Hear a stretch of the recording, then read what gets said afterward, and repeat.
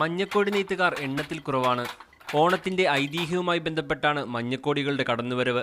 മഹാബലിയുടെ കൊടിയുടെ നിറം മഞ്ഞ നിറത്തിലുള്ളതായിരുന്നു. വാമനൻ മഹാബലിയുടെ സാമ്രാജ്യം കീഴടക്കിയ ശേഷം രാജ്യത്തിന്റെ പതാക മുണ്ടായുടുത്തു. കാലങ്ങൾ കഴിഞ്ഞപ്പോൾ മഞ്ഞക്കൊടി ലോപിച്ച് മഞ്ഞക്കോടിയായി മാറി. മഹാബലിയുടെ കൊടി മഞ്ഞക്കൊടിയായിരുന്നു. അപ്പോൾ വാമനൻ ഒരു കോമണം എടുത്തുകൊണ്ടിരുന്നു. അപ്പോൾ ഇയാളെ ചവിട്ടി താത്തപ്പം അയാളെ കീഴടങ്ങിയല്ല. അപ്പോൾ ഒരു രാജ്യത്തിനെ കീഴടക്കുമ്പോൾ അതിൻ്റെ കൊടിയാണല്ലോ ഇപ്പുറം തരുന്നത്.